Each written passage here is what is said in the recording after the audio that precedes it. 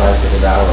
Help us to be vigilant, sober and wise, and always seek to have the knowledge that we need in order to arm ourselves properly. Give the prayers of all the angels and all the saints, especially St. Mary and St. Verena, hear us as we pray them to the Our Father who art in heaven, hallowed be thy name, thy kingdom come, thy will be done. Give us our daily bread, to our daily bread, forgive us our trespasses, as we forgive those who lead us not into temptation, but deliver us from Christ Jesus. Amen. The Father and the Son. Okay, we are extremely blessed to have with us today Anthony Salim. I've known Anthony for a very, very long time, since my own youth. And Anthony is a cybersecurity expert, and he's here to speak with us and to provide us with a lot of very important and critical information on, of course, the need to be safe online. We know and we hear all the time about all the vulnerabilities and all of the ways that all the attacks that come at us in different ways online and in this world where we walk around with, connected in our pockets and on our laptops and iPads and everything like that. We're connected to everything else 24/7. So we have to really be careful, and we have to know, and be wise and know how to protect ourselves. So, without further ado, I know that there are a few people watching online that couldn't be here in person. If anyone watching online has any question throughout the presentation that you would like to ask, feel free to text me. I'm hoping you all have my number at least. Text me, and I will relay the message to Anthony.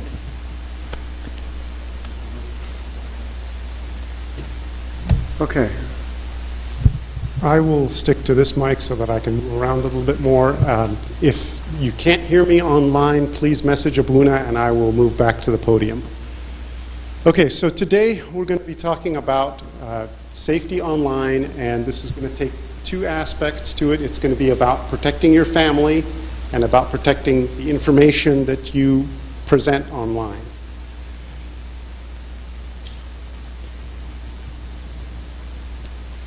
Okay, so a little bit about the motivation. Why are we talking about this today? That's what we're going to start out with. We'll talk about things you can do to protect your family online, what the dangers are, ways you can protect the information that you have online, your home network. I'll go through a couple different ways of protecting information, some very basic things that everybody should do, and then for those who are a little bit more advanced in using computers, or for some of the kids who've gotten really advanced at using computers, maybe you can do this for your family at home. So I've got some more intermediate and advanced levels, and then we'll spend a little bit of time talking about some of the additional resources online and videos and other links that you can go to online to get more information. And then if we have time, we'll actually do a quiz. Okay? All right, so let's start with some of the motivation.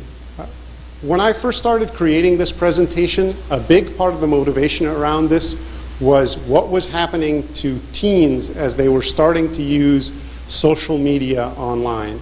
And the internet and things like Facebook and social media can be very good for sharing pictures with your family, for staying in touch with friends, but it can also be harmful. It can also be dangerous.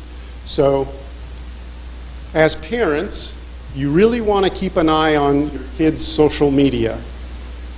Make sure you have access to their accounts, you're looking at what they're posting online, and you're looking at the people they're talking to online, because you don't know who people are online, right? Someone can very easily pretend to be something or someone that they're not.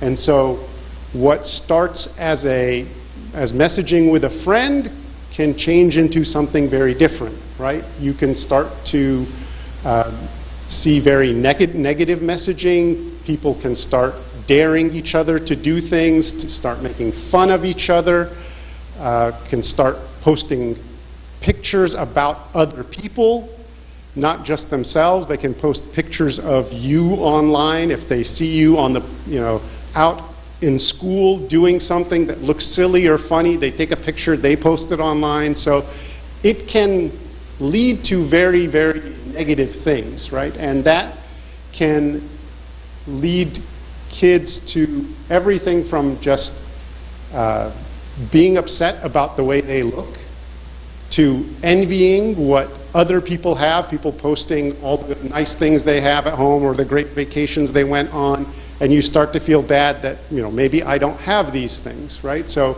envy, self-hate can lead to depression, can lead to, again, being upset about what others have that I don't have, or being upset about what people are saying about me online. And so as parents, you really have to be looking out for this. Because in some cases, this has even led to kids committing suicide because they get dared into it. They get embarrassed to the point that they just don't want to go to school anymore. They don't want to live.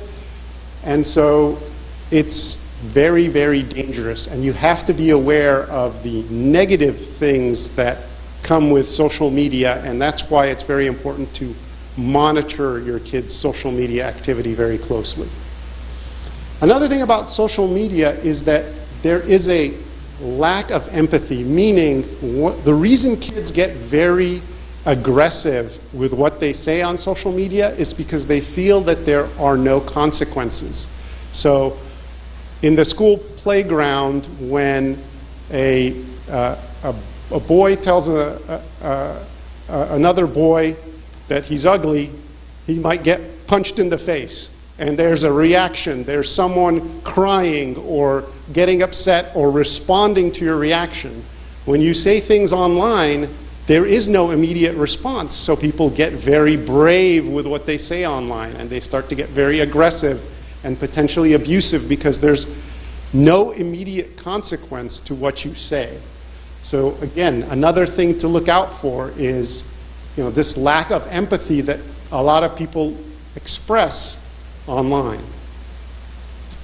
Then you can also get into cyberbullying, which is what I was talking about a little bit earlier, where people start to harass you or your kids, and they start to say mean things about them. They start to tell them, well, you're no good unless you do this, and it pressures kids to do things they shouldn't do.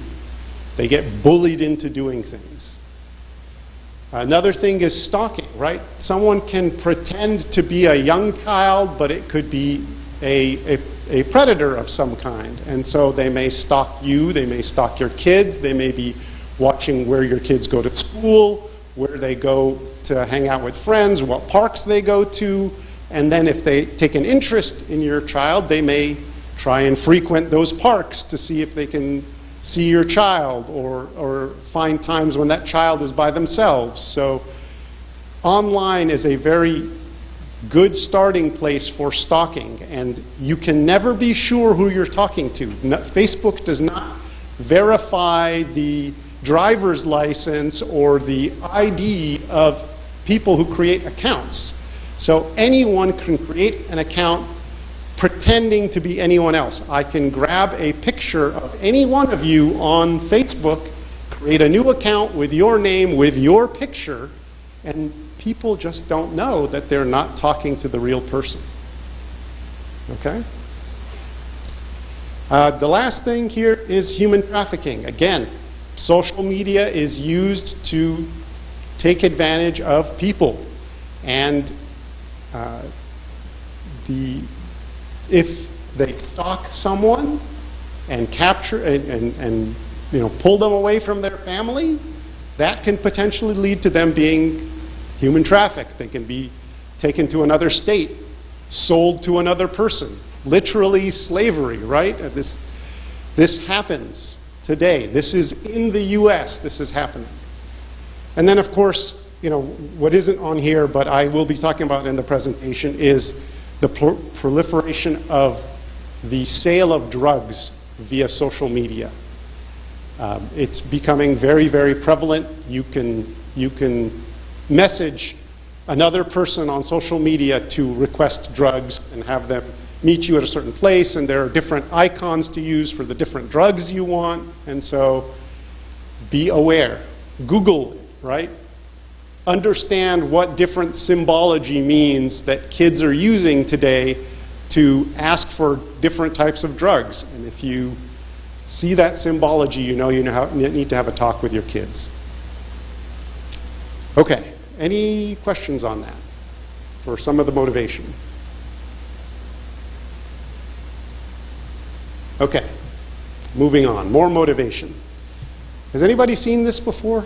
These candy hearts? Anybody had those, eaten those before? Okay, they're not as popular these days. They used to be really popular many years ago. So this is candy. This is things that kids normally would eat. Easter time, these would get handed out very frequently. But what I want to do today is introduce you to rainbow fentanyl. So who here has heard of fentanyl or has had their school talk about fentanyl or give parents a lecture on fentanyl? Anyone heard of fentanyl before? Okay, good. At least some people have. So this is the latest deadly drug that is killing the vast majority of youth. And it looks like candy. You can easily eat this and not even know you're taking a drug. And in fact, many of the people who die from fentanyl probably didn't even know they were ingesting it, because it can kill with a single gram. So if this is broken up and sprinkled as a powder on some other food, you would never know. Last year there were 106,000 overdoses due to fentanyl. That's in the last 12 months ending in last 12 months ending on 2023 of March 2023. So this data is taken in March 2023, and for the prior year before that, 106,000 deaths. So it's growing, and it's just so dangerous because it takes so little to kill, and it can be very easily confused for something that's just regular candy. So again, please be aware of this. There's a very common situation where these drugs are mixed with other drugs. So again, youth who purchase a less dangerous drug get it laced with fentanyl and end up dying, not knowing that they were consuming fentanyl. And this also, again, has symbology on different social media. If you want fentanyl, you can order it with the right social media icons. So again, be aware that this is out there. Be aware that it's extremely dangerous.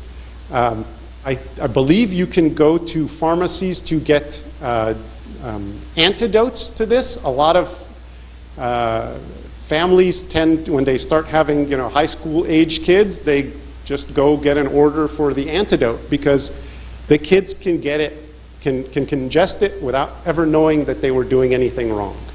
It's just that dangerous. Okay, questions?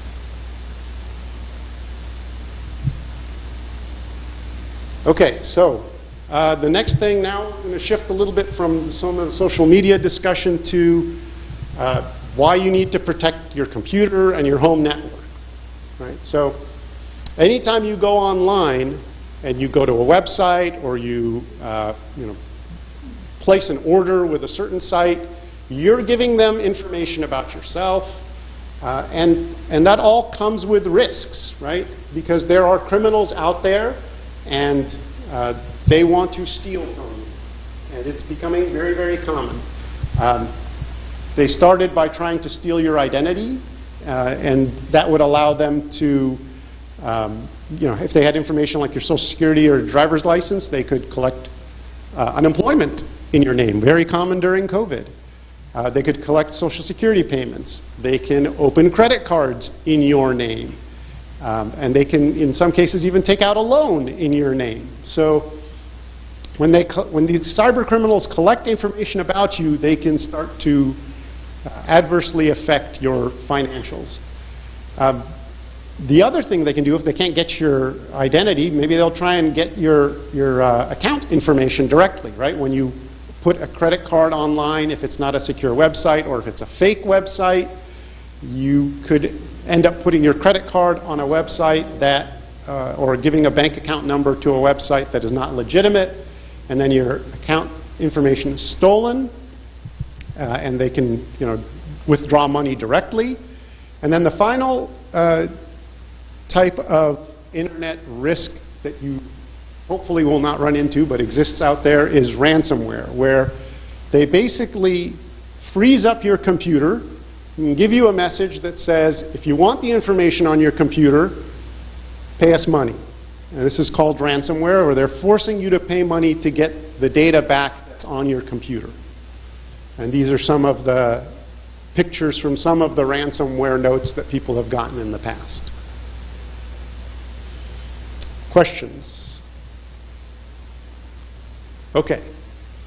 So, what can we do about all this, right? So here's one good solution, right here. Okay? This may solve some of your problems, but hopefully we can find some better ones. Okay? All right. So, how can you protect your family?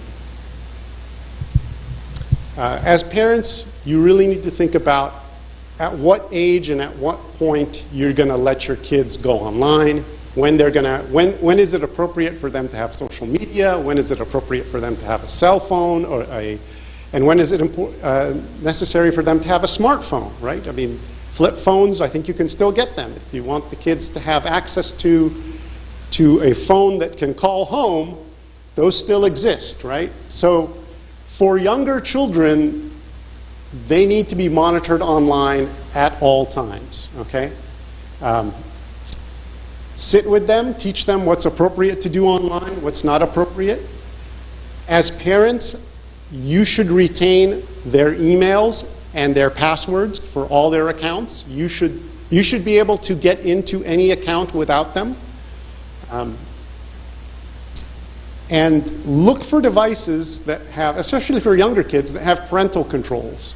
A lot of the tablets that are meant to be given to young kids have very strict parental controls on them. So take advantage of those parental controls. Use the devices that are made for kids specifically that have these parental controls. Some of this stuff, you can't necessarily do as much with older kids, but with older kids, there are other things that you need to do, right? You need to have a discussion on what is and is not acceptable use. What is appropriate behavior on the internet? What sites are they allowed to visit? What are they allowed to do and say from a behavior standpoint? What language are they going to use? How they're going to speak to their friends, right? Encourage that kindness and empathy online so that kids are not making comments that are hurtful to other kids. The other thing that you want to do is make it clear to your kids what expectation of privacy they can expect from you, right? And how much privacy do they have over their social media accounts, right? And none might be an acceptable answer, right? None might be an acceptable answer. You do not have any expectation of privacy. I can tell you where I work, they tell us when we sit down at our computer, you have zero expectation of privacy. Anything you do on this work computer can be looked at by the company, 100%. Even if you think you have a private connection, they inspect what you're doing. So this is a very important discussion. Make sure your kids know what they can expect from a privacy standpoint, right? Okay. And then I kind of touched on this earlier. Be on the lookout for suspicious or inappropriate messages, strange messages coming from their friends, hurtful messages, messages which are challenging the kids to do things that might hurt themselves, new friend requests from friends that you've never heard of, they've never told you about. Look for requests where friends want to meet your kids somewhere, right? If they're saying, hey, let's go meet at the park on this day at this time, you probably either don't want to go or want to go with your kids. But be on the lookout for that. Be on the lookout for inappropriate language. daring your kids to do things, and offers of medicine, right? If, hey, you're not feeling good today, I have some great medicine for you, okay? Definitely something to look out for. No one should be giving your kids medicine, right? Even if they have a headache, they should come to you, not get Tylenol from their friends, right? And then this is just a personal recommendation. For me, I like to use social media. I want to enjoy it when I want to enjoy it, but I don't want it taking over my life. So what I do is I just turn off notifications. So Facebook never sends me a message. If someone likes a post that I put, I don't know about it until I go in and look. And so I use Facebook when I want to use it. And Facebook and Instagram and Twitter are not constantly sending me messages to go look at those applications. I use them when I want to use them, not when the application sends me a notification to go use them. So this is great for mental health, right? If you just want peace of mind and not have to constantly think about social media, go to it when you want to use it and turn it off the notifications so it's not bothering you when you don't want to. Okay, questions? Anything? Yes? Sure.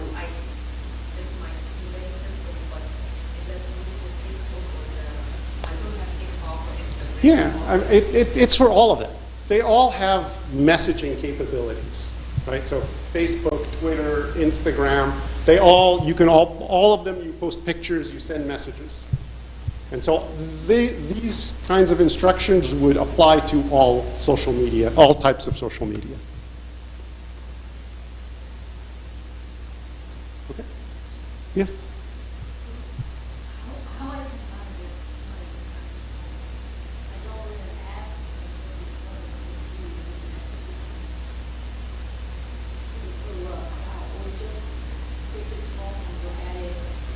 Yes, take his phone and look at it, yes. But again, if you've told them that that's what to expect, if they know that as the parent, you have a right to take the phone at any time, read the messages, you have the usernames and passwords to get into the accounts. Even if you don't have the phone, I can go into their Facebook account and read what they're doing. As long as you set that expectation with them, that as your parent, I have the right to do this, or you don't get a social media account. Right? And I'm doing this for your own good. You have to have that discussion before you need to go see the phone. Because it's very difficult to have that discussion in the heat of the moment. It's better to say, I think you're old enough and mature enough to have a phone. These are the rules that we have for you having a phone. I will have your usernames and passwords, and I can ask for your phone at any time to review what people are telling you.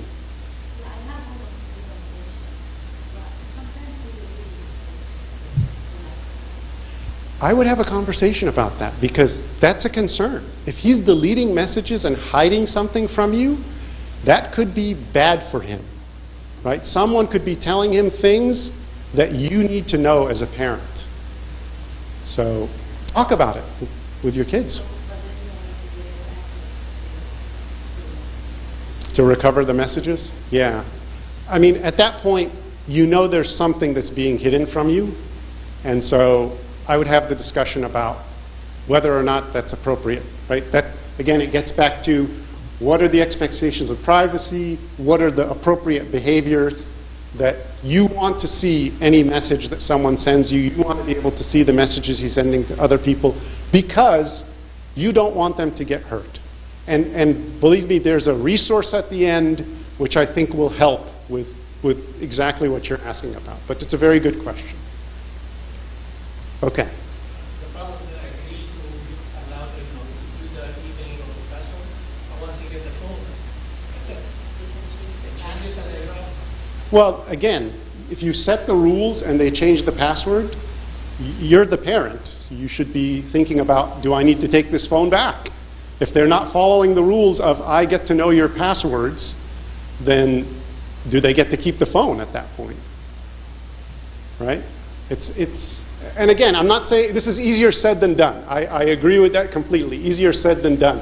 But I think a big part of it is, one, having the discussion and letting the kids know the dangers, right? When the kids understand why you're doing this, that there's bullying, that there's daring, that kids are dying because of this, they may be more receptive to allowing the parents to be involved. Okay? All right, good questions. Shall we move on? Or other things? Okay. All right, so how can we protect our information? What's some of the basic things that we can do when we're operating online? Okay? The first thing you should do is understand that everything that you text, post, email, pictures, all of that is going to be accessible to the general public. You have no expectation of privacy when you post something online. Even if you think that it's only being sent to your friends and only my friends list can see this, there is nothing stopping your friends from screenshotting what you sent and putting it on public display. Okay? So anything you say, anything you post, anything you email, do not expect that there is privacy on the internet. That is a false assumption, because anyone can take what you've sent and make it public. Okay?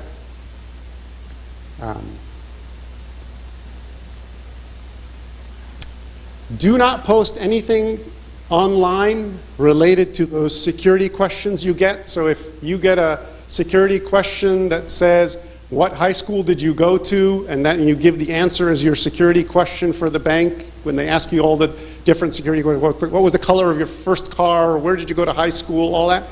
Please do not on Facebook then say, I went to this high school, right? Do not give the answers to security questions on Facebook, because if someone is trying to break into your account, the first thing they're going to do is go to all your social media, try and get as much information about you as they can. And if you're telling them the answers to security questions on social media, you're defeating the purpose of any kind of privacy associated with those security questions. Okay. Next thing. When you go on vacation, do not post vacation pictures while you are on vacation. Wait till you get home. Okay? Do not advertise to the world that your home is available for break-in. Okay? Make sure you only post it when you get back, and watch out for the kids posting online. Snapchat, Instagram, Pinterest, right? If they're posting about their vacation while they're online, same problem. If the kids are on vacation, they know the parents are on vacation, they know the house is empty. So be careful about what you post and where you are when you post it. Okay. Next thing, do not open attachments or click on links or reply to email messages that you are not expecting, right? If you get something from someone you do not know, or even if it's someone you do know, but you weren't expecting them to send you this message, call them up. Hi, haven't talked to you in a while. Did you send me an email about this with an attachment called this? Right? Verify what they sent you, right? This might even come from the IRS or your bank or your credit card company, right? And they will make it sound very urgent. We need you to immediately respond to this, right? Just call them back. Call them back. Call the credit card company, call the bank, call your friend, call the IRS if you need to. Verify what is being sent to you.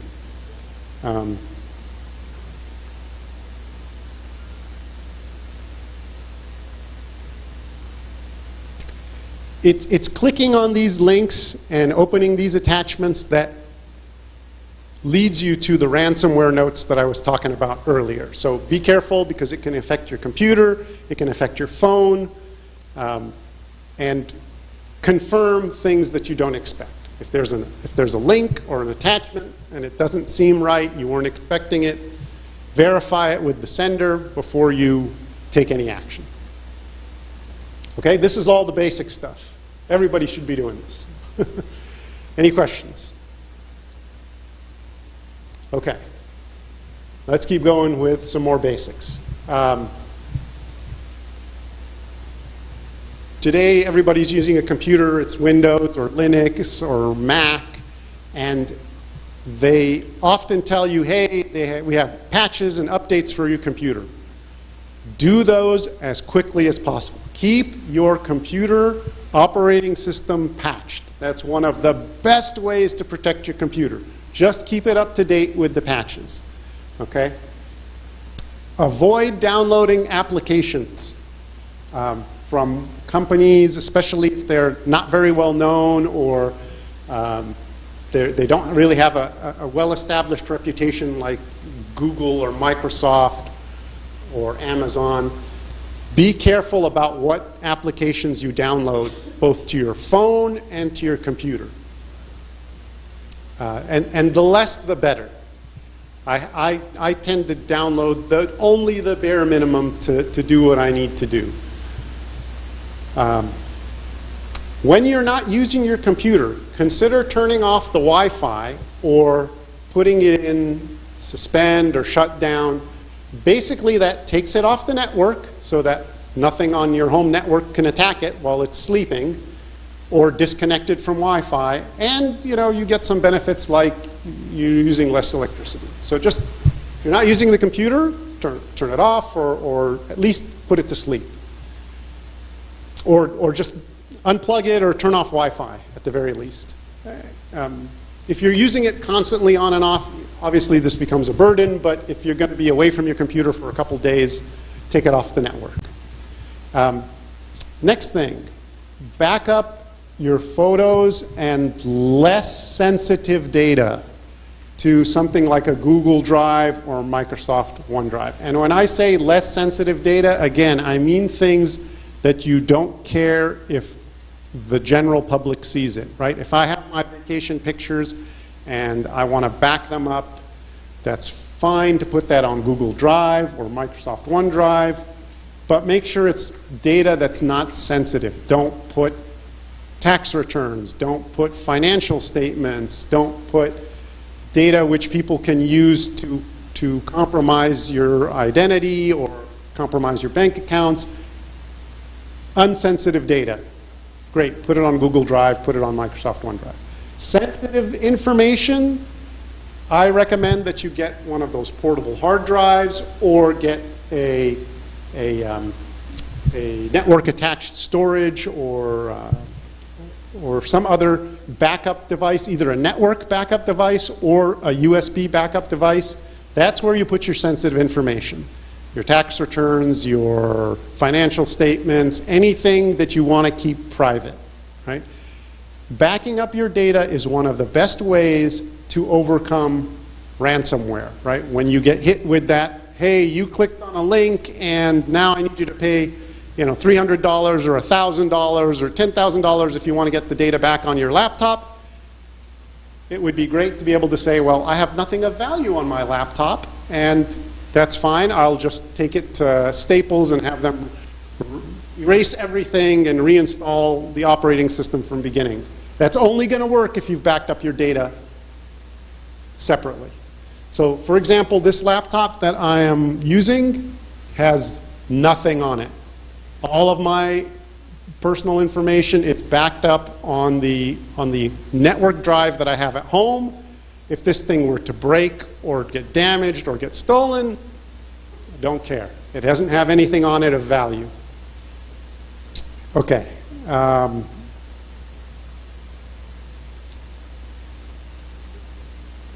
Talked about that, the backups, and it talked about that's how you get out. That's how you avoid having to deal with ransomware.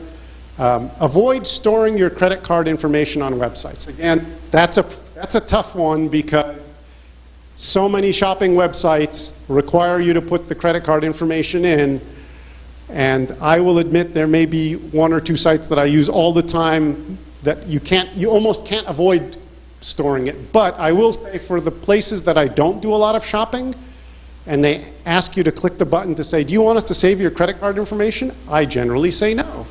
And that's things that I don't buy often from. Like if I'm going to Costco online, I will usually shop in the store. If I buy online maybe once, twice a year, they don't need my credit card on file, right? Walmart or whatever. The places that you infrequently buy from, do not store your credit card. The less places that have your credit card on file, the better, because anytime one of those places gets hacked, the hackers get access to your credit card. Okay, so just minimize it. Avoid it whenever possible, right? If you aren't using the site frequently, don't leave your credit card information with that seller. Do not store your website passwords on an internet-connected device. And I'm not going to take a poll in the room on how many people have all their passwords on their cell phone or on their tablets, right? I don't want to know, right? Not a good idea. If you do want to put it on an electronic device, make sure that device never talks to the internet, right? You can have it. You're far better off actually writing your passwords on a piece of paper than you are having them on an electronic device, because no hacker can get to a piece of paper, right? So if you do want to put them on an electronic device, make sure that device is not going to ever talk to the internet, isn't also used for email and getting social media and all that. Nope, it's a device that only has my passwords on it, and that's it. It doesn't connect to the internet ever. Your phone and your browser can always get hacked, and if you've got all your passwords stored in there, those passwords are gone. They're compromised, and so be careful about that. The other thing is there are even password managers. Okay, great, but even password managers have been hacked. So again, storing your passwords electronically, although it makes life a little easier when you can't remember them, it comes with a risk, comes with a cost, right? So my recommendation, use a non-internet connected device, or put it on a piece of paper and secure that piece of paper in a locked drawer or something. Okay. Last thing here is, do not use your email password when you create accounts at other websites. So if I have a Gmail password and I'm going to create an account at Costco, I do not use the same password for my email that I used for Costco. Or sorry, do not use the same password on Costco that I used with Gmail. The reason is that Gmail password is the most important password. You never want to reuse that, your email password, because anytime a website password gets hacked, and like let's say your Costco membership password gets hacked because Costco got hacked, what's going to happen is let me explain this a little bit differently. If your Gmail password gets hacked, if I got your Gmail password, the first thing I would do is go to Costco and say, reset my password. They're going to send an email to Gmail that says, okay, you need to reset your password. So if I have that Gmail password, I can basically get access to every website that you have, because I'm just going to say, reset password, reset password. It's all going to come to the Gmail, and I'm going to go to the website, reset the password. I'm going to use your credit card that you filed with Costco and order a new TV for myself on your credit card, which is on file with Costco because I reset your password. And all I have to do is get your Google password. So you protect that email password, never reuse it. It's used in only one place, just on that. If you want to use the same password for Walmart and Costco and whatever, fine. If you want to minimize your passwords, okay. Never replicate the email password. That's the one you protect the most. Okay? Is that clear? Does that make sense? Okay. All right, so now let's step it up. What are some of the more advanced things you can do? Let's go up to the intermediate level. Just like we talked about updating your computer, you can update your router that is giving you a connection to the internet. The router has software updates that come out from the manufacturer every once in a while. So keeping your router up to date, keeping your printer software up to date, right? Anything that's on your network that gets updates, try to keep those up to date as well. If you're running an old router and the vendor has stopped supporting it, like you've got a 10-year-old router and the vendor said, we stopped giving updates for this router 5 years ago, it's time to upgrade. It is time to upgrade, and you will get a higher performance router and you will get better security. When it comes to operating systems and routers, you want to make sure you're using something that the vendor is still providing updates and patches for. Okay? Change the default password on all of your network devices, right? All of these devices that you have, your router, your home camera, everything, do not use the default password that came with it out of the box. Make sure you change it to something unique. Okay? All right, so when you have a computer, there are two types of accounts you can have. You can have an administrator account that can do everything, and you can create what's called a user account that has limited privileges. Can't do everything that the administrator can do. As a parent, if you give your kids a computer, you should be the administrator of that computer, and the kids should only have user accounts. And I recommend also you give the grandparents user accounts as well, because that'll make your life a lot easier. So kids and grandparents should get user accounts, and adults should be the ones that are administrators. This prevents them from installing software without your knowledge. It prevents them from them clicking on links that cause the computer to get compromised. So I highly recommend, I even do it with myself. My computer, I'm the only person who really uses the computer, but I have an administrator account, which I use to install software. And when I'm not doing something that is administrative in nature, I log into my computer with a user account, so that if I accidentally click on something, I'm clicking on it as a user, not as an administrator that can install things. Okay? Let's see, where are we? To some extent, this can be done on smartphones as well. They allow user accounts and administrative accounts as well, but again, that's probably getting a little bit more advanced. Questions on any of this? On the previous slide, Yes. sensitive data and stored on what about the concern for wanting, just in case of fire, wanting stuff offsite, just for, for security purposes, for safety, if something were to happen to your place, if there's a fire or whatnot. Good question. Buy two. Back up everything on your computer to one. Take it over to your parents' house or your sibling's house. Let them keep it. Keep another one at home with a copy of everything, and every once in a while swap them. Once every 6 months or so. But I mean, it's a good question, fair question. If you're concerned about, if you want to mitigate the risk of a disaster at the house, that's exactly how you would do it. Yeah. Just get 2 drives and swap them. But yeah, great question, and definitely a good technique for adding an additional level of protection. When I was talking about, I was mostly concerned about malware, but yeah, that's a valid concern also. Okay, any other questions? Anything online? Are they able to hear me? Are they not able to hear me? They are? Okay, good. I got one question about how do I completely delete my email account, but I think that was just, there was a question, how do I just completely delete my email? But I think all email accounts have means by which you Yeah, I think you have to search through the vendors, whether it's Google or Yahoo or whatever, AOL.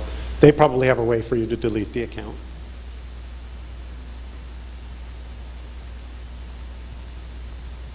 Okay. Yes.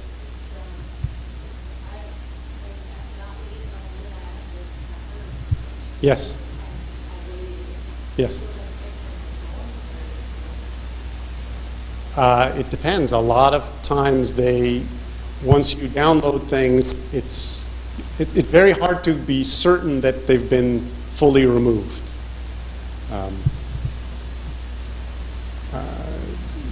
Try to avoid it. If you do have something, then do you see the phone behaving in an unusual manner, right?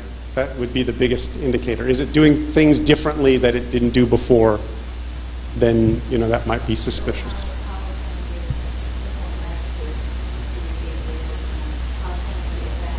You can always do a factory reset on the phone, right? But again, that's difficult, and if you haven't backed up your data on the phone already with Apple or Google to back up the data, then a reset gets much more complicated. But yeah, that's always an option. It's like getting a new phone, right? You have to reinstall all of your apps, download all of your data, your contacts, everything. So it's going to be the same effort as moving to a new phone to reset the existing phone. Okay. Other questions? Okay. All right. So, this was the concept I was talking about earlier. I guess before I was talking about the USB drive. Where are we?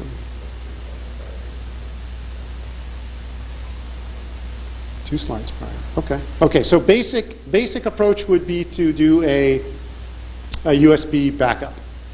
Now we're talking about intermediate approach is a network attached storage, so that do I have the USB up there twice then? Oh, sensitive backup to purchase USB stick. Okay. So this would be purchasing USB drive or network attached storage. Keeps the computers free of information. We've kind of already touched on this, and greatly reduces your risk to ransomware. Okay, so more on email security, right? So we talked about not reusing your email password on other websites. So I recommend that you actually create a couple different emails for different purposes. And if you want to check out a new app and it's asking for an email, make a junk email account for one-time use, right? I'm signing up for a seminar. I'm signing up for this app that I want to try out, and I might not like it. I'm going to, if I don't like it, I'm going to not use it in the future. So if you want to do something one time or trial basis, have a junk email account. Have another email account that you use with all of your friends, right? That you send emails to friends and family, and you exchange email on that. Have a separate one then for shopping, Costco, Walmart, etc. Right? So that if I got a Costco email on my personal email, that's kind of suspicious because I don't use my shopping email. I don't use my personal email on my shopping sites, right? So if I've got one for friends and I've got a separate one for shopping, then I know if something suspicious is coming in. And then finally have another one for the financial institutions, the banks, right? And this is the one that you want to put all the protections on, right? This is the one that, when Gmail says do two-factor authentication, yes, these I don't care, right? But this one I definitely care, and so I'm going to protect it with two-factor authentication. I'm going to, this is the account that I set all of the other things to back up to, right? If I need to reset my password on any website or even some of these other emails that I use here, all of the password resets go to this highly protected account, right? And then definitely don't use this one with foreign purchases. Okay. So do you guys understand this concept of if you have different emails for different purposes and different passwords associated with each of those emails, that you can reduce your risk, basically, is what this comes down to. Questions on that? Okay. All right, so now let's talk about the more advanced stuff, right? So this is where you're going to need to bring the kids in so they can help you configure the routers and protect the actual home network. So one of the things you can do with your home network is control the websites that every system on your network can go to. And you can filter out the websites that you don't want the home to have access to, right? So what this involves is using a website called OpenDNS. That's the website you need to go to. You need to create an account. And you select the types of websites that you want to block at your house, right? So you can see this is the configuration that I've set up. These are the sites that you want to take out, right? That you don't want to have access to. And then you set your router to use the DNS servers for OpenDNS so that when the request comes in and you say, I want to go to XYZ site, the DNS server says, first it checks, is that XYZ site banned or blocked, in which case it just stops the transaction right there. And if it's an OK site like it's Google, then these servers, which you configure in your router, basically tell the router, OK, the IP address for Google is here, go to that address, you're good to go. If you click on a link and it's taking you to one of these sites by accident, then that service is going to block that link from actually executing, right? If it would take you to one of these sites, it would be blocked, right? And some of these, it's up to you if you really want them or not. You know, I block advertisements websites, you know. If you like advertisements, okay, but I don't want to see them. Let's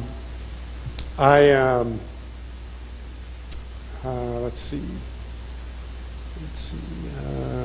There used to be, I think there was things like, there's things here which some people might be in favor of and other people may not be, like I think there's like gun websites, okay, if you're a big the Second Amendment, rights, okay, you might want to keep those websites. You might want to take out dating websites. That's always good for the marriage if, those websites don't work. You select really what you want to include and what you want to exclude. Okay. And OpenDNS is free. It's free. It's a free service, right? And so it takes a little bit of work to figure out how to set this up, but once you've set this up, this website gives you a lot of protection online. Protects the websites you go to, and it has some other filtering for just in general, it will block dangerous or known malicious sites, and you won't be able to connect to them. Now, when you have the kids help you set this up, if you're not as technically savvy as one, Yeah. does it require you to first set a password? Yes. So that is something you can retain. Correct. Yes. And then set everything up. Yep. Yeah, you're going to need an email address and as the username and create a password specific to this site. And when I did this, I associated it with my. I think I associated. I think probably with this site, right? It's a limited use site. I take advantage of the service, but I don't need that service to be affiliated with any of the other. So you use it? I do use it. Yes, absolutely. I found because one of the concerns I've heard about OpenDNS is sometimes it filters, it over-filters, and things that you really need to get to, you have to go through, and it falls, like your marks. Have you come across that? I have not had that problem. Okay. Yeah, I have not had any problem getting to the websites that I normally want to get to. Yeah. So, but I went in and I customized it and I was very specific. I mean, this is my actual home configuration. That's what I've used. So, there is an option also to override this with specific websites that you want it to give access to, right? So let's say it's blocking some site because for some reasons it's characterized it as advertisement, but it's a site that you want to go to. Okay, then you just specify the site and you can go to it. Another interesting that's on here, which is becoming very common now with like, especially AI, right? If you want to make sure your kids are actually doing their homework, make sure to check academic fraud so that they aren't, trying to go to websites that have, a history report on Mexico or something, right? And, you can block those sites as well. Okay. Let's see. I think, okay, so this is another thing you can do at home is set up a guest network, right? So when you have your router set up at home, you can create a special network for guests, because a guest visiting your house who wants access to the internet shouldn't get access to your entire network. They should just have access to the internet, and that's what guest networks are for. It gives devices only access to the internet. They don't have access to your network.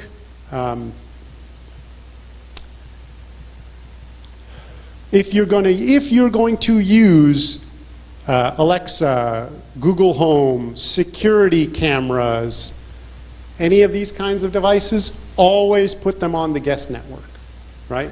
Your Alexa or your Google Home or your security camera has no business trying to talk to your computer, right? Has no business trying to talk to your network storage device. And I'll provide this presentation to Abuna for distribution.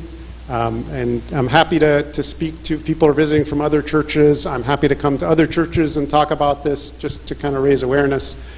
But these devices, they have no business being on your home network. They just need access to the internet, so only give them access to the internet. An additional note on things like Alexa and Google Home and things like that is these things are always listening to you.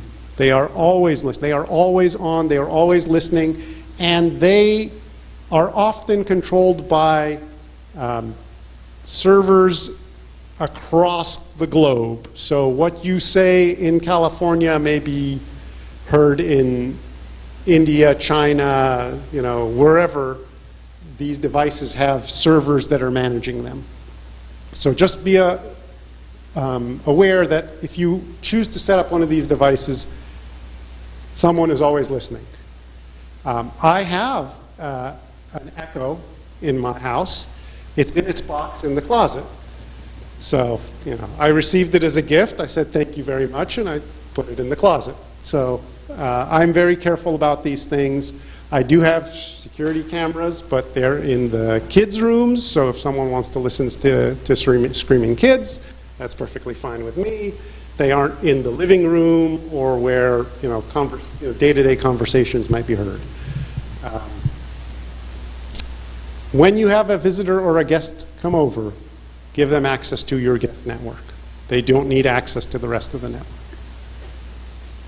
Okay, and this is kind of like what the configuration looks like in a typical router. How you have a guest network that has access to the internet, and other devices will have access to the entire network and the internet. And you often have in modern routers, you have a 2G network, a 5G network, and these are the primary internal networks, and then you have a guest network for 2G and a guest network for 5G. So a lot of routers today come with 4 separate networks. These two are really the same network, they're just running at different frequencies, and the guest network is really separated from these two home networks. Okay. I know people must be getting a little bit tired, so this I think is my last page. These are some resources. If you want to have good discussions with your kids about what I talked about today, watch these videos from Colin Karchner. He has a series of YouTube videos on the effects of social media. This link in particular, I'm going to play a little bit of it right now if we can. How are we doing on time, Abuna? We're good? Okay. Francis Huygens. This is the person from Facebook who came out to talk about all the malicious, I won't say malicious, but all the kind of sneaky things that Facebook does. And I'll give you one example that she talks about how to get people addicted, because Facebook is all about how do we get people addicted to staying on Facebook. And so what they do is, Facebook, when you post a picture online and you're looking to see how many likes that picture gets, let's say in the first 5 minutes that picture gets 100 likes. What Facebook does is they show you 3 likes. Then a few minutes later, they'll show you 5. And then a few minutes later, they'll show you another 10. So that you're constantly coming back to check. They just don't want you to feel like people have stopped looking at it. So even if you get a ton of likes at the beginning, they meter out how the likes come in so that you're constantly checking to see, oh, did more people like it? Right? So if you post a picture, shut Facebook off. Go back and check tomorrow to see how many likes you got, right? Don't sit there waiting to see what the response is on social media. Because even if there is a response, Facebook is only letting you see about that very slowly. So Frances Huygen was the person who worked at Facebook that went to testify in front of Congress about all of the sneaky things that Facebook and social media is doing. So if you want to listen to her speech in Congress about all the sneaky things Facebook and all these different social media platforms have done, that's another good link. If you want more information on fentanyl, I've got a drug enforcement agency link on fentanyl. There's the Center for Cyber Safety and Education. It's a good website with a lot of good material on cybersecurity. There's a nice kid-friendly Garfield cyberbullying videos. So if you're familiar with the cartoon character Garfield. Stop, Think, Connect is another very good website for internet safety. National Cybersecurity Alliance has the Stay Safe Online website, which again, lots of good information.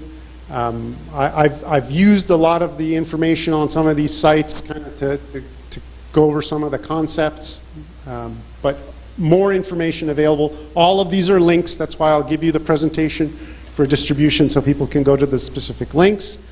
And then finally, the National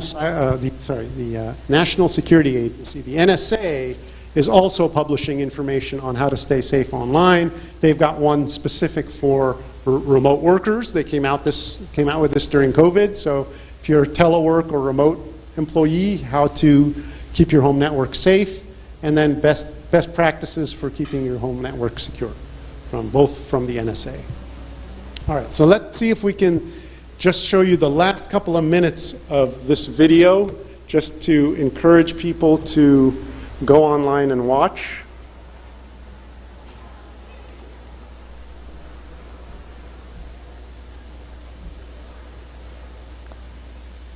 Thank you, Buna.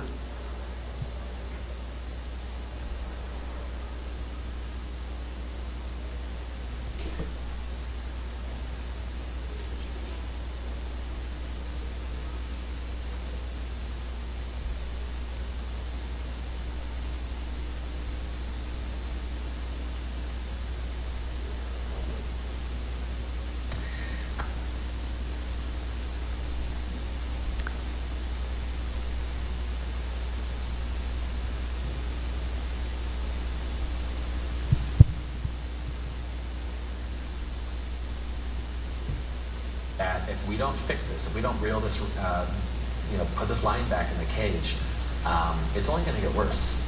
The rate of depression, the rate of accidental death due to, I'm working with a group called fixappratings.org, and they're going to the Hill to say, look, Snapchat and Instagram tells parents you can be 12. But look at this, 1 click, 2 click porn, 1 click, 2 click cutting videos, 2 clicks, and we're watching the worst things ever. I mean, this, parents need to realize, like, sending your kid on Instagram and Snapchat when they say it's for 12 is like letting them go to a PG or PG-13 movie and suddenly they're watching pornography.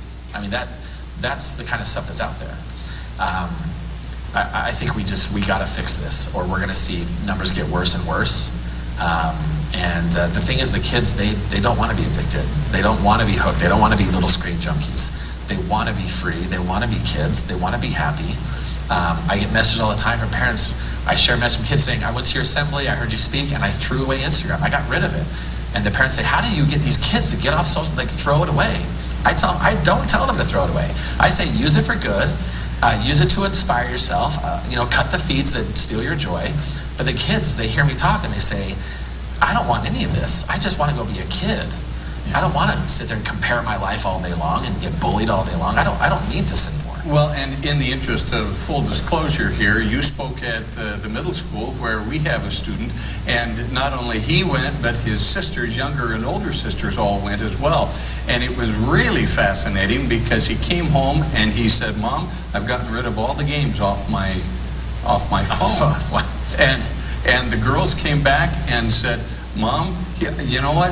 I think you ought to just hold on to my phone for a couple of days because I've got some friends that are, approaching me with really difficult stuff that I don't feel at 12 years old I can handle.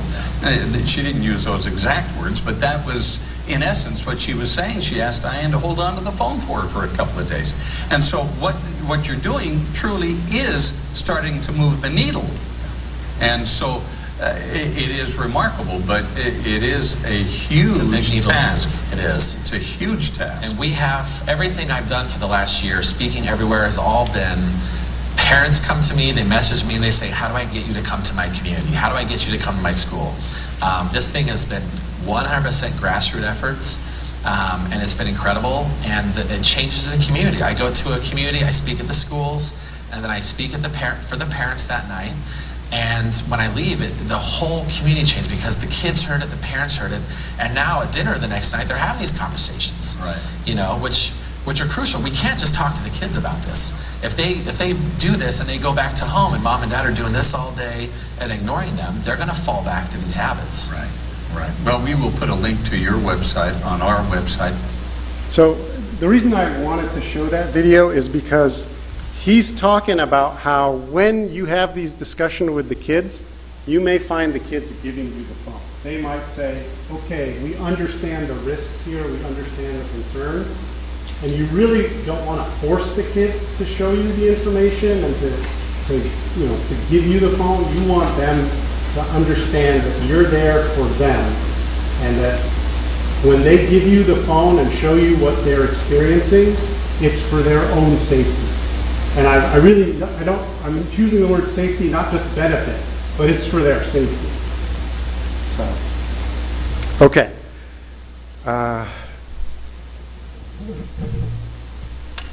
That's it for resources. If we want to do some quiz questions, we can do that. If we want to call it a night, we can do that. I mean, how do people feel? Would you like to continue the dialogue or call it a night? I'll leave that to you. I can also provide the quiz to Abuna, but yes. Yes.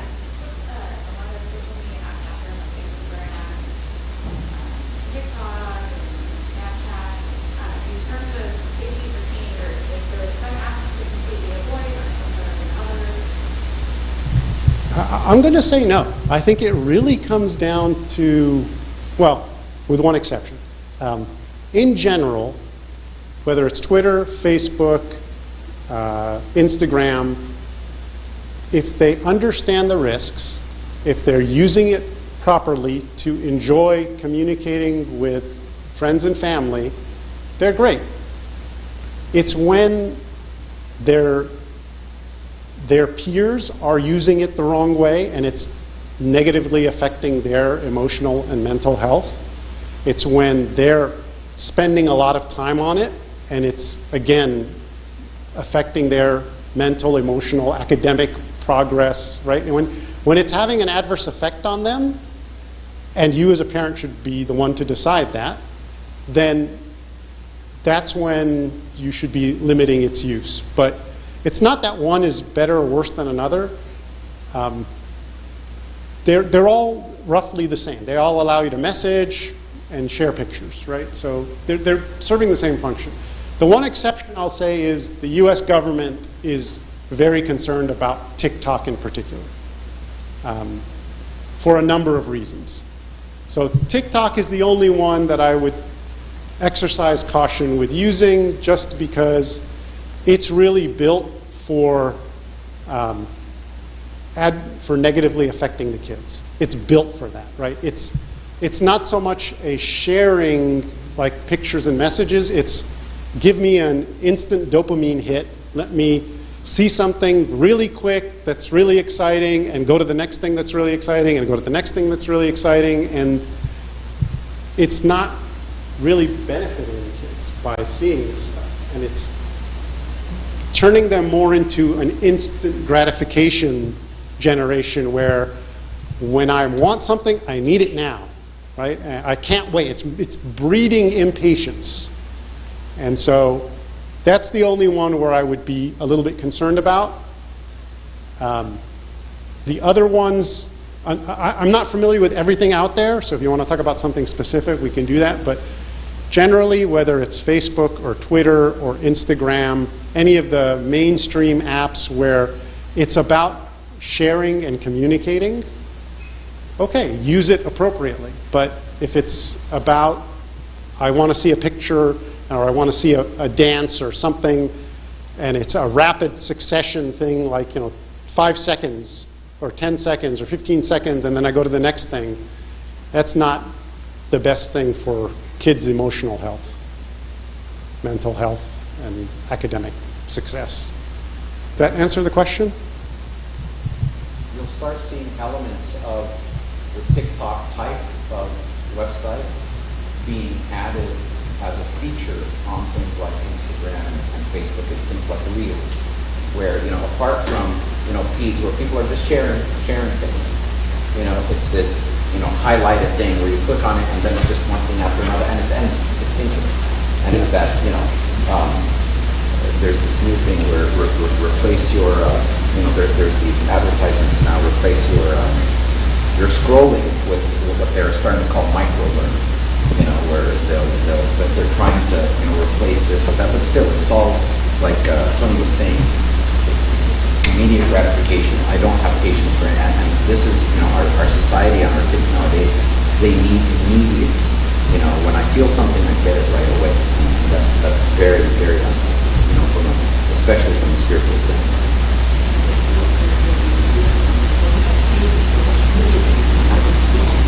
Yeah, they're used to something being finished in 15 seconds, right? Yeah. I mean, I personally watch a fair amount of YouTube for educational purposes. YouTube I think, can be a very good website, but even YouTube has shorts. I avoid watching the shorts. I'm not going to learn anything from anyone in 15 seconds.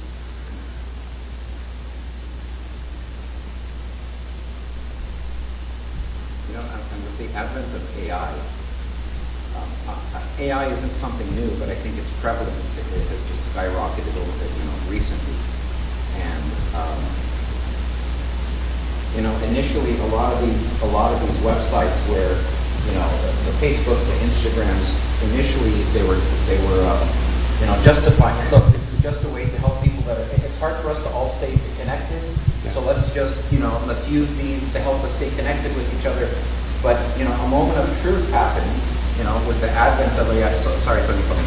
But so with the AI now can simulate a human being. You can have a discussion with a machine, and all of the emotional type of responses that you would expect to get from a human being, the machine can now replicate.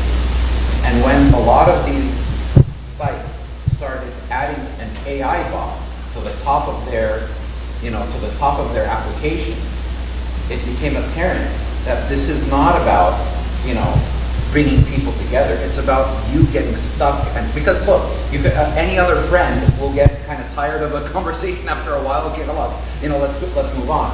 An AI bot will talk to you forever. And it even knows to start detecting when you're fatiguing, and it'll move the conversation. It's extremely deceptive and very dangerous. So. And that's a very good point, right? A lot of these sites, the way they started out was keeping people connected, sharing, right? And it's just unfortunate that because these are businesses to make money, they have developed ways to keep people on the app, keep people on the website as much as possible, to get them in front of as much advertising as possible so that eventually see some kind of advertising link that they want to click on. Okay, so let's have some fun. We'll do a couple quick questions here. Okay, Christina is on Facebook and receives a friend request from a boy she does not know. What should she do? Audience, please. Read out the 3 options. Accept the friend request. It's rude to ignore him. Deny the friend request, or send him a message and ask him how he knows her. B, right? You don't know them? Deny the request. Okay, yes, that's correct. All right.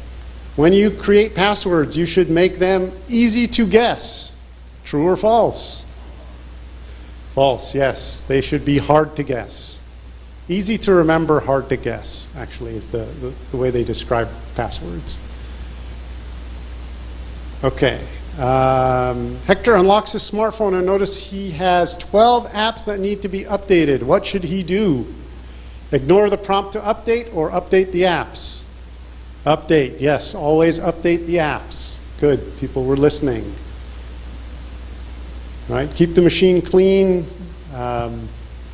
Make sure you have the latest updates on the operating system, browser, the antivirus, all of that. Okay. You don't have to worry when you visit your favorite sites like Facebook and gaming sites because they are safe from spyware, malware, and other online threats. False. False. Trusted sites are safer. However, you do not know what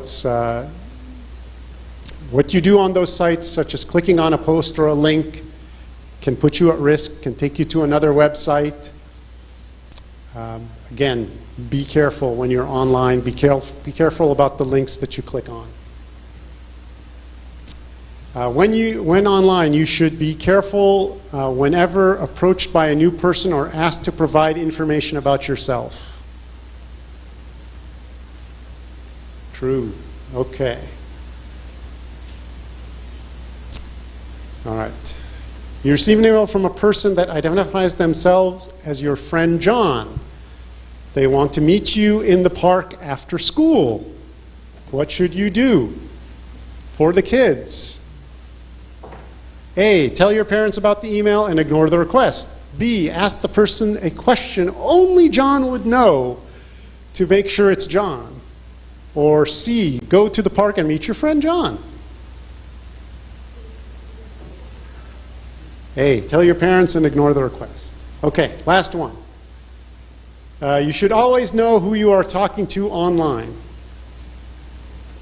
True.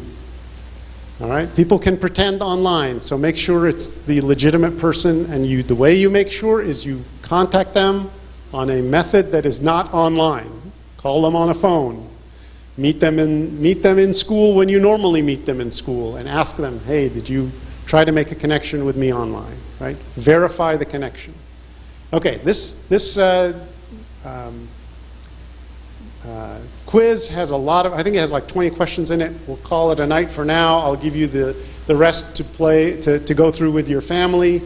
But hopefully you guys have gotten some interesting ideas and concepts. Any final questions before we end the night? Yes? How do you feel about those strong passwords that are automatically generated by the phone you're creating an account with virtually impossible to memorize? So they're good in the sense that you're using a very complex password on a website. The downside is that password is still stored on your phone. So as long as your phone doesn't get compromised, you're fine. But if your phone gets compromised, every website that's protected by one of those complex passwords is now in the hands of someone else. So it's a trade-off. Okay, good question. Anyone else? Okay, thank you all for your time. Please stay safe online. Have a good evening. We thank Tony so much for being with us, and I think the takeaway is don't ignore and don't take for granted just here's the phone or here's the computer, and do what you need to do. Even though kids nowadays At a younger age, school, it's almost required. You have to have a device, a connected device, for even a second grader, a third grader, in order to do their homework and their stuff and be connected to their teachers. And the key is be aware, be involved, be very, very involved, be monitoring. And I think one of the best things, Tony said, is before they even receive the phone or the computer or anything, you make it very clear to them that before you get this, just know every password, every email, everything, it's an open door. There shouldn't be anything that your parents, shouldn't be able to see or look at or do. And once in a while, go for them too. And if you notice that things are being deleted, then that's a warning sign. Maybe that's one of the rules. Don't delete anything. Because if someone sends you something, don't worry, I won't be mad at you, but we'll figure out how to correct. Maybe they're embarrassed by something they received, and they'll delete. Oh no, don't worry about that. We can help. We can figure out how to take care of this. But don't delete. But if you notice things, and you can even go into their history and see, if things are being deleted in the forefront. Thank you so much. Okay, any further questions? I think Tony might be, around for a little bit if anyone Sure. has any specific questions that you'd like to ask, or any comments or anything like that. But then we thank Tony so much for coming and sharing with us and helping us, giving us some good tips. OpenDNS is the name of the website that I think is there's lots of stuff out there. There's an application called Bark. There's another one called Canopy. They're advertised all over the place. Use this to make your, to safeguard your networks. I think they basically all use this free platform, the OpenDNS platform, which I think is probably the best way to go. Anything else? All good. All right. It is. But you know what? If we're doing our part, at least we need to do our part. And of course, we pray that God also protects us. But we can't be oblivious. God, when God created us, when God created Adam and Eve, and He told him to take care of this creation, He didn't give him instructions. He let him use his mind. God has given us a brain to use. Not just to sit back and say, oh well, let's just pray with it. We have to be smart and use the tools that God has given us and be wise about it. Thank you. Thanks, Rich. In the name of the Father, and the Son, and the Holy Spirit, one God, amen. Dear Lord and Savior Jesus Christ, we thank you again, O Lord, for all things. We ask you, Lord, to help us, O Lord, to be wise and to be aware. We ask you, Lord, to protect us with your holy and your mighty